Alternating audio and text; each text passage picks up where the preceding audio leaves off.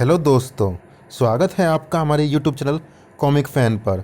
दोस्तों, आज मैं आपके लिए लेकर आया हूँ आपकी डिमांड पर सुपर कमांडो ध्रुव की एक रोमांचक कॉमिक विशेषांक सुपर मैन। चलिए शुरू करते हैं।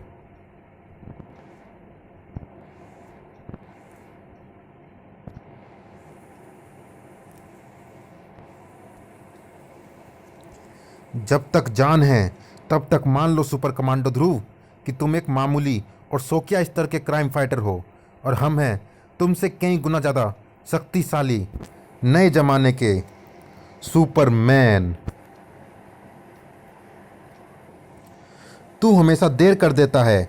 आज तू फिर से स्कूल बस छुड़वाएगा मुन्नू। जब स्टॉप पर जल्दी पहुंचो तो बस कभी वक्त पर नहीं आती, पर जिस दिन 1 मिनट की भी देर हुई उस दिन बस टाइम पर आकर निकल जाती है। सुनसान सड़कें, इक्के दुक्के लोग, बचाओ मम्मी, और मदद के लिए पुकार सुनने वाला कोई नहीं। मुसीबत में पड़ने के लिए यह अच्छा समय नहीं था। मुन्नू, दीदी बचाओ। या शायद था साएं, क्योंकि यह वो वक्त था जब अपनी रात की गश्त खत्म करके अपने घर का रुख करता था राजनगर का रखवाला सुपर कमांडो ध्रुव। थैंक गॉड आप वक्त पर आ गए ध्रुव भैया। बेटे, जरा देख कर चला करो। देखने की क्या ज़रूरत है ध्रुव भैया, इस रास्ते को तो मैं अच्छी तरह से जानता हूँ। आंखें बंद करके चल सकता हूँ, पर कोई रातों रात गड्ढा खोद दे तो मैं क्या करूँ। ठीक है, पर अब आराम से जाना। तू गड्ढे में बिना गिरे रह नहीं सकता था। आज तो बस छूटी समझ। मुन्नू सही कह रहा था। मैं भी रात के 2 बजे इस स्पॉट से गुजरा था। तब तो ये गड्ढा यहाँ पर नहीं था। 4 घंटे में इतना गहरा और फिनिश्ड गड्ढा भला कौन बना सकता है। हमारी नगर पालिका से तो ऐसी उम्मीद करना भी बेकार है। ऐसे गड्ढे तो कमर्शियल बोरिंग के लिए बनाए जाते हैं, और यहाँ पर कम से कम बोरिंग तो कोई लगाएगा नहीं। फिर ये क्या रहस्य है। खैर, फिलहाल तो मैंने गड्ढे को एक कार से ढकवा दिया है। अब आगे की छानबीन का काम मैं सिविल अथॉरिटीज़ पर छोड़ देता हूँ। आखिर ये उनका कार्य क्षेत्र है। ध्रुव का ख्याल कभी कभी ही गलत निकलता था। एक रात में 15 जगहों पर बोरवेल खुद गए। कैसे, क्यों, कैसे तो पता नहीं चला सर। गड्ढों के आसपास मिट्टी का एक कतरा तक नहीं मिला।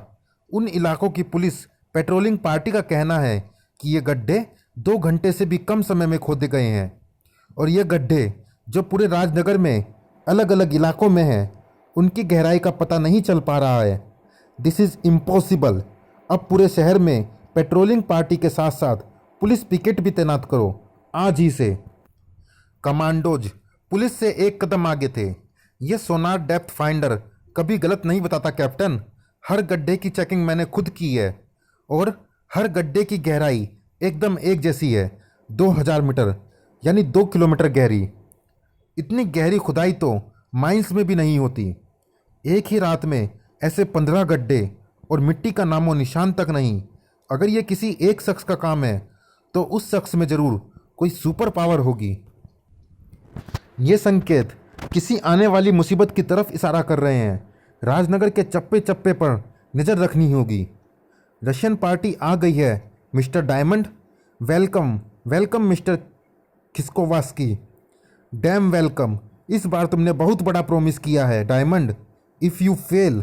डायमंड से तुम 20 सालों से ज्वेल्स डीलिंग कर रहे हो। आज तक मैंने कोई गलत प्रॉमिस किया है? अरे, स्मगलर्स नेता नहीं होते कि झूठा प्रॉमिस करते रहो फिर भी कुर्सी पक्की। हमारी दुकान तो एक झूठी प्रॉमिस में बंद हो जाती है।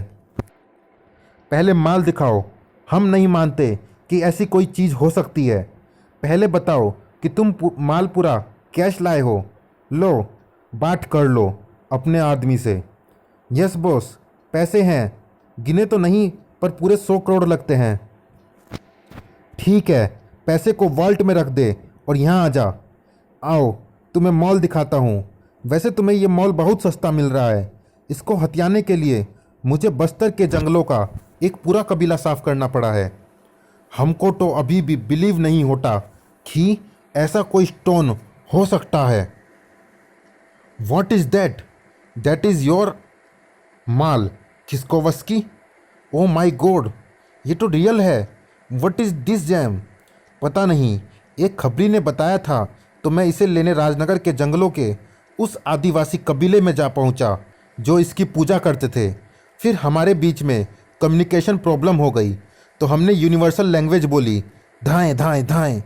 15 आदिवासी मरे, बाकी भाग गए और हम रतन लेकर आ गए। This jam is unique. इससे स्ट्रेंज रेंज बाहर निकल रहा है। वो आदिवासी इसका पूजा क्यों करता था? खबरी ने बताया था कि वे इससे अपने रोगों का इलाज करते थे। इस स्टोन में कोई अद्भुत शक्ति पावर है। रियली? रियली डायमंड कभी कभी ही सच बोलता है, पर इस बार ये सच बोल रहा है।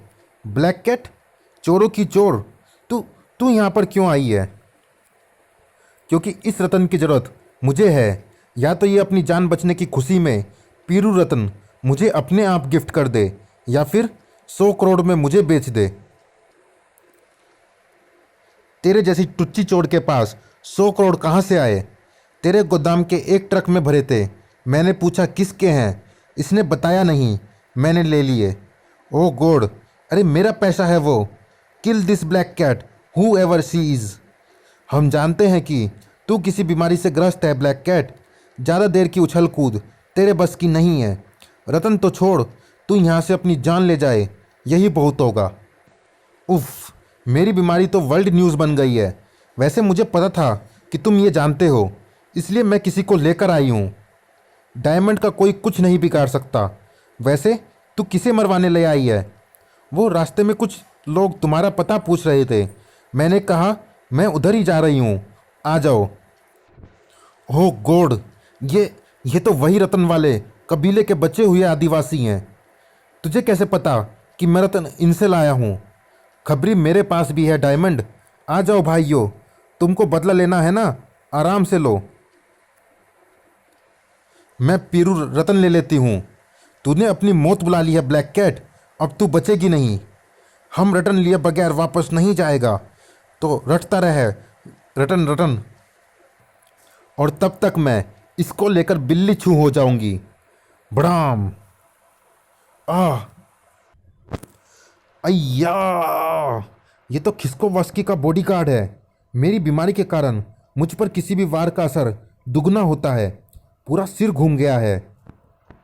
क्रशर की एक बहुत बुरी आदत है, वह मारने वाले की आखिरी इच्छा जरूर पूरी करता है।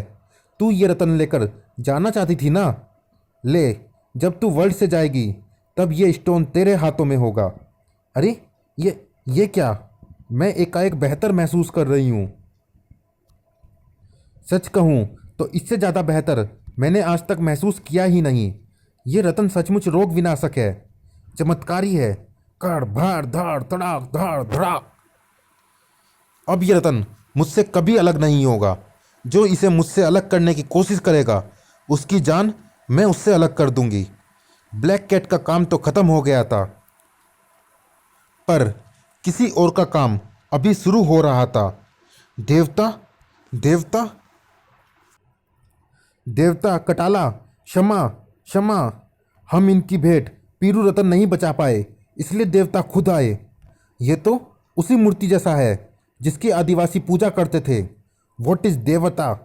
हमारी आंखों में झोंकी जाने वाली धूल जो ब्लैक कैट झोंकना चाहती है।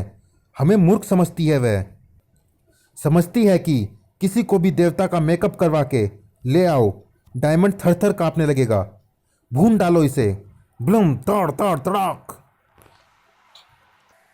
ये देवता तो अमेजिंग है। ये देवता नहीं, प्रोफेशनल मैजिशियन है।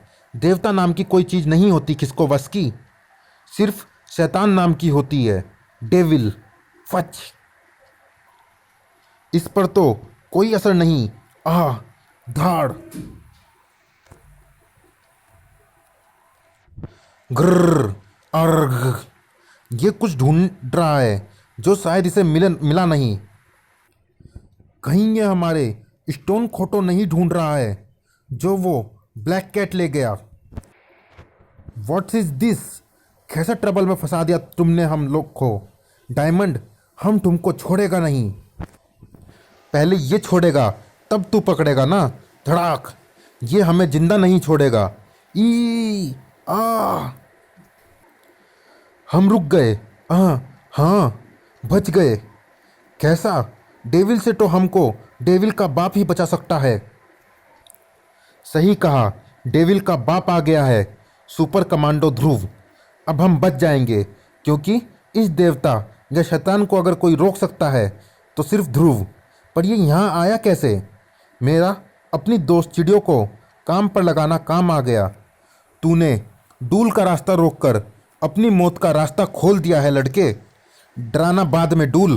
पहले ये बताओ कि क्या राजनगर में गड्ढे तुमने खोदे थे, जो रहस्यमय तरीके से गायब भी हो गए? मैं तुम्हारे सवालों का जवाब देने के लिए बाध्य नहीं हूँ। जवाब तो देना पड़ेगा, क्योंकि तुम राजनगर में हो रहे हादसों के साथ तेजी से जुड़ते जा रहे हो। कौन हो तुम और क्या चाहते हो? मैं जो चाहता हूँ उसे मुझे ढूंढने दो और फिर चुपचाप यहाँ से जाने दो, वरना तुम सबका ऐसा ही हाल कर दूंगा। मुझे व्यवधान पसंद नहीं है, और अगर कोई ऐसी कोशिश करता है तो मैं उस व्यवधान को उड़ा देता हूँ। सॉरी डूल, मैं इतनी आसानी से नहीं उड़ूंगा। मेरे जूतों में हाई पावर मैग्नेट है, जो फर्श में मौजूद लोहे के जाल को पकड़े रहेंगे। कोई और शक्ति ढूंढ कर लाओ। मैं शक्ति ढूंढता नहीं, पैदा करता हूँ, और फिर हर पैदा होने वाले को दोबारा पैदा होने का इंतजार करना पड़ता है। आऊ, इतना डरावना डायलॉग। मैं समझ नहीं पा रहा हूँ कि तुम्हारा हाथ ज़्यादा पावरफुल है या जीभ। मैं कूल दिखने की कोशिश तो ज़रूर कर रहा हूँ, पर इसकी शक्तियाँ खतरनाक लग रही है। कौन है ये? बस उड़ गया तू। अब तू नीचे आने के तरीके सोच, तब तक मैं अपनी चीज़ की तलाश करता हूँ, यानी और तोड़ फोड़। सॉरी डूल। धड़ाक। तुम्हारे जैसे शक्ति वाले को मैं तोड़फोड़ की इजाज़त नहीं दे सकता। वैसे अगर सच बोलोगे तो मैं तुम्हारी मदद भी कर सकता हूँ।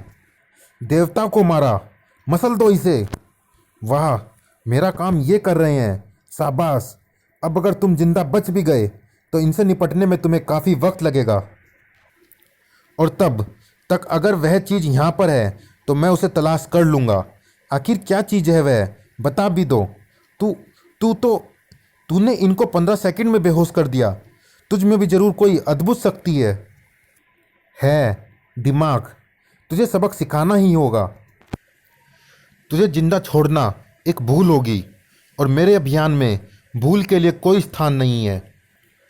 ओह, इसका घूंसा तो मिसाइल की तरह मेरा पीछा कर रहा है, और मुझे इससे निपटने का कोई तरीका समझ में नहीं आ रहा है।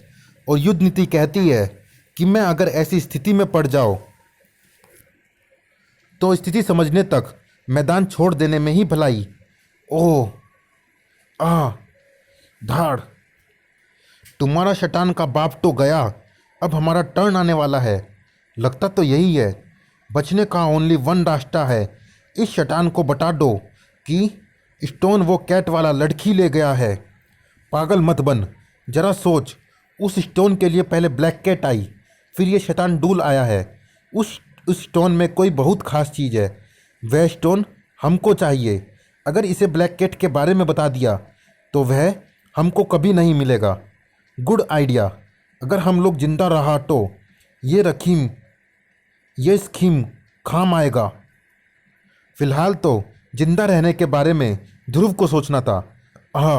मैं कुछ भी नहीं कर पा रहा हूँ। ऐसे तो ये मेरी जान निकाल देगा। पर यह क्या? डूल के पैर जमीन से ऊपर क्यों हैं? क्या जमीन का स्पर्श होने से इसको समस्या होती है? अभी पता लग जाएगा। मेरा ख्याल सही निकला।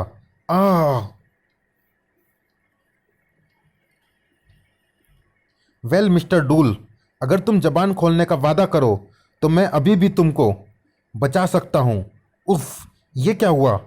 डूल फट गया। डायमंड भी मौके का फ़ायदा उठाकर गायब हो गया। इतना तो स्पष्ट है कि वह ऐसी किसी चीज़ को डील कर रहा था जिसकी डूल को ज़रूरत थी। पर डूल था कौन? वह कहाँ से आया था? और उसकी ऐसी भयानक मौत क्यों हुई? ध्रुव एक बार फिर गलत था। उफ, मैं मरते मरते बचा। ज़रूरत से ज़्यादा एनर्जी भी खर्च हो गई। मुझे संभलने में काफ़ी वक्त लगेगा। पर वह लड़का वो कर गया जो सदियों से कोई नहीं कर पाया था।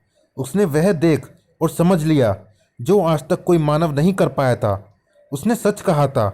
उसके पास एक खतरनाक हथियार है, दिमाग। पर अब वह उस हथियार का प्रयोग मेरे लिए करेगा। वरना डूल ने एक योजना बना ली थी और उसमें मुख्य रोल ध्रुव को निभाना था। डायमंड के आदमी तो बेहोश है ध्रुव, और काफ़ी समय तक बेहोश ही रहेंगे। उनके सिरों पर गहरी चोटें आई हैं। अब बाकी बचे ये आदिवासी। ये कुछ बताना तो चाह रहे हैं, पर हम इनकी भाषा नहीं समझ पा रहे हैं।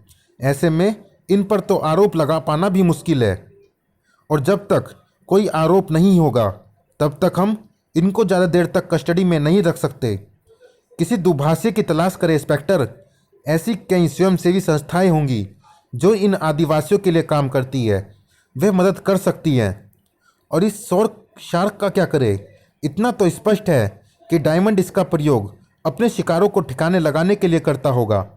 पर शार्क को ऐसे रखना गैर कानूनी है। इसे हमको वापस समुद्र में छोड़ना होगा। नहीं इंस्पेक्टर, अगर डायमंड ने ऐसा कुछ किया है तो यह शार्क उसका सबूत है। केस निपटने तक इसकी यहीं पर देखभाल करनी होगी। पर केस निपटाने के लिए फ़िलहाल चलिए दोस्तों, इस भाग में इतना ही। ये रोमांचक कॉमिक्स जारी है अगले भाग में भी। मिलते हैं इसी कॉमिक्स के अगले भाग में। तब तक के लिए धन्यवाद।